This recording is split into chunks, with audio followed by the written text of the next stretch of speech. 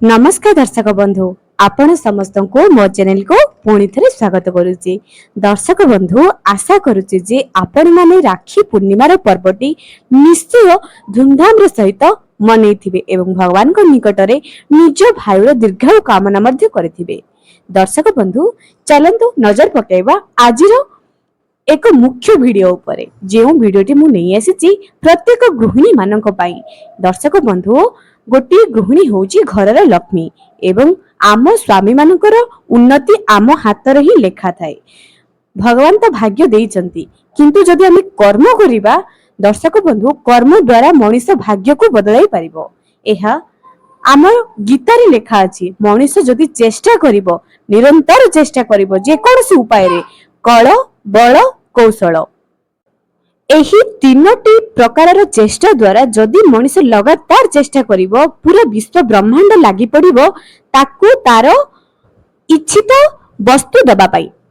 दर्शक बंधु घरे घरे आर्थिक समस्या देखा देउची। एही कथा सत कि मिछ कहंतु आपण माने बहुत चेष्टा करूचंती केते रोजगार करूचंती किंतु मास 15 तारिख बेलको आपनको पाखरे टंका टिए मध्ये न थाउची। एही समस्या समस्त जीवन रे आसी थाए किंतु तार कोनो समाधान नहीं अछि। दर्शक बंधु किछि लोक कहंती जे पूजा पाठ कले कोन हेबो कर्म कर फल ईश्वर देबे। दर्शक बंधु एमिति मध्ये बहुत जिंस अछि जदि आपण माने कर्म करूचंती सुफल पाई पारु नाहंती तेबे एही पूजा पाठ द्वारा आपण माने निश्चय निज भाग्य को बदलाई परिबे। जदि आपण मानकर निज भाग्य को बदलाइबार अछि करजरु मुक्ति पाबे पई चाहुचंती आर्थिक परिस्थिति रु सुधरिबा पई चाहुचंती तेबे एही वीडियो को निहाती शेष पर्यंत देखंतु। एही वीडियो रे आज निश्चय आपण मानको ज्ञान भित्तिक वीडियो विषय रे आपण मानको जणाउची। चलंतु मु आपण मानको जणाउची जे आपण माने कदली वृक्षर पूजा केउ भलिया अर्पण करिवे प्रत्येक दिन पूजा करिवे कि नहीं गुरुवार दिन विशेष करी पूजा करिबा दरकार एवं आपण माने सकाळ एवं संध्या पूजा करिवे कि नहीं पूजा रे केउ जिनिस अर्पण करिवे एवं गुरुवार दिन कदली वृक्ष मूल रे केउ जिनिस अर्पण करिबा द्वारा आपण माने स्थिर लक्ष्मीर वास आपण को घरे पाई परिवे। 7 गुरुवार गणी गणी करी 7 गुरुवार जदि आपण माने एही व्रत करंती किंबा जदि आपण माने पूजा करंती व्रत कथा छाडी दियंतु केवल पूजा गणी गणी 7 गुरुवार जदि आपण माने एही कदली वृक्षर पूजा जो नियम आज आपण मानकु बताइबे जदि आपण माने करिवे आपण मानकर भाग्य रे उन्नति न हेबो आपण माने कहिवे एवं कदली वृक्ष आपणको घर पाखरे रखिबाटी शुभ किंबा अशुभ से विषय मध्ये आज आपण मानकु विस्तृत भाव रे गोटी गोटी करी वर्णना करी बताइबे।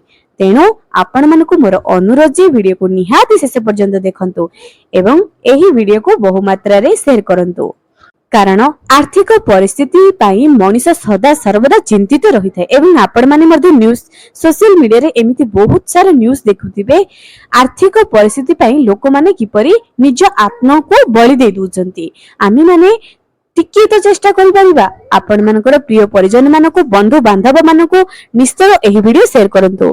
जदि आपण माने मो चैनल रे नुआ आसुचंती सब्सक्राइब करी पाखरे थिबा बेल आइकन को क्लिक कर दियंतु जा द्वारा कि मो चैनल माध्यम रे आसुथबा प्रत्येक नोटिफिकेशन आपण को पाखरे पहुंची परिबो। दर्शक बंधु प्रथमे आमे जानिबा कदली वृक्ष घर पाखरे रहिबा शुभ कि अशुभ। दर्शक बंधु कदली वृक्ष घर पाखरे रहिले अशुभ नुह। आपण माने निज बालकनी रे कदली वृक्ष को रखंतु नाही। निज घरर मुख्य रे सामने आपण माने कदली वृक्ष को रखी परिबे एवं केवल कदली वृक्ष थाई कि जदि आपण सेवा करिवे नाही तेबे आपण मानको पाप लागिबो किंतु कदली वृक्ष रे जदि आपण पूजा करिवे सेवा करिवे आपनको पाप लागिबो नाही एवं एही कदली वृक्ष होची स्वयं विष्णुଙ୍କର स्वरूप बोली कहा जाय।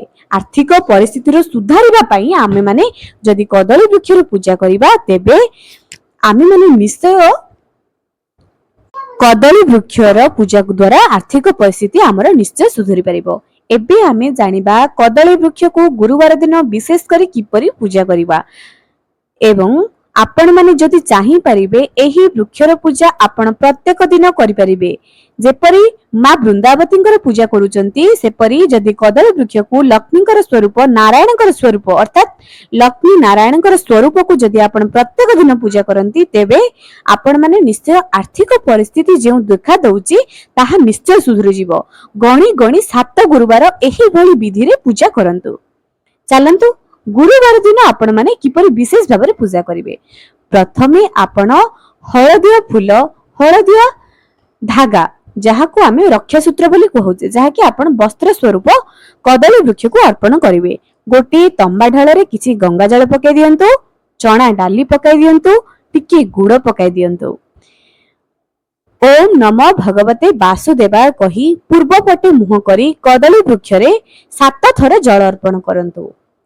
द्वितीय रे हळदिया पुष्प अर्पण करंतु। तृतीय रे अष्टगंध जदि थिबो अष्टगंध आनी दियंतु।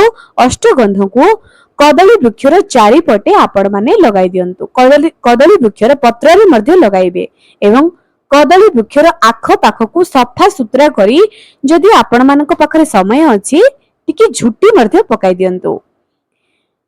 चतुर्थ रे कदली वृक्ष मूल रे चना डाली रे गुड़ पकाई गोटे छोटिया पत्र रे हो किंबा आपण माने गोटे छोटे पितल फरुआ रे हो किंबा पितल प्लेट रे हो भगवत नारायण को पाई चना डाली रे गुड़ पकाई किछि तुलसी पत्र पकाई आपण माने भोग अर्पण करंतु कदली वृक्ष मूल रे। चा परे गोटे घियर दीप धूप अर्पण करंतु एवं आपण माने कोन करिवे कर्पूरर आरती मध्य करिवे। पूजा शेष रे कर्पूरर आरती करिवे एवं जेते बेले आपनकर पूजा पूरा सरी जीवो कोन करिवे हाथ जोड़ी प्रार्थना करिवे एवं गोटी कथा मने रखंतु कदली वृक्ष को जदि निज घर सामना रे रखिबे माँ वृंदावती पाखरे रखिबे कारण माँ वृंदावती पाखरे लक्ष्मी नारायणकर स्वरूप बोली कहा जाए। आपण जेते बेले भी कदली वृक्षर पूजा करिवे माँ वृंदावती सांगरे पूजा करंतु। माँ वृंदावती पाखरे जिपरि पानी देबे कदली वृक्ष मूल रे नारायणकर स्वरूप बोली भाबी पूजा करंतु अर्थात लक्ष्मी नारायणकर स्वरूप बोली भाबी आपण माने पूजा करंतु। गुरुवार दिन एही पूजा करिबा समय रे आपण माने हळदिया वस्त्र परिधान करिवे एहा विशेष ध्यान दियंतु एवं हळदी मध्ये सिंचन करंतु कदली वृक्ष मूल रे। आपण माने जदि कदली वृक्ष मूल रे हळदी सिंचन करंती तेबे आपनक घरे केबे मध्ये धनर अभाव रहइबो नाही। लगातार करंतु गोटे दिन नुह लगातार करंतु प्रत्येक गुरुवार को गुरुवार करंतु। कदली वृक्ष मूल रे सकाळ बेले तो आपण एही भलिया विधि रे पूजा करिवे एवं माँ वृंदावती को मध्ये सही परि भाबरे पूजा करंतु। माँ वृंदावती को मध्ये चुनरी दियंतु, लाल चूड़ी दियंतु, सिंदूर लगाई दियंतु, हळदिया पुष्प दियंतु। जिपरि आपण प्रत्येक दिन पूजा करंती सेपरि प्रत्येक दिन माँ वृंदावतींकर पूजा कदली वृक्ष सहित करंतु। लक्ष्मींकर स्वरूप बोली भाबे करंतु। माँ वृंदावती मूल रे गुरुवार दिन मध्य आपण माने जल रे हळदी पकाई अर्पण करंतु।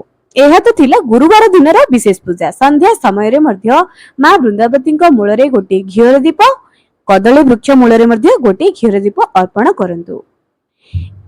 एबे जानिबा जे प्रत्येक दिन आपण माने किपरि कदली वृक्षर पूजा करिवे। दर्शक बंधु प्रत्येक दिन तंबा ढाଳରେ जल अर्पण करंतु। पूर्व दिगपटे मुह करी ओम नमो भगवते वासुदेवाय प्रत्येक दिन घियर दीप देले दियंतु किबा न दियंतु किंतु धूप काटी निश्चय देबे।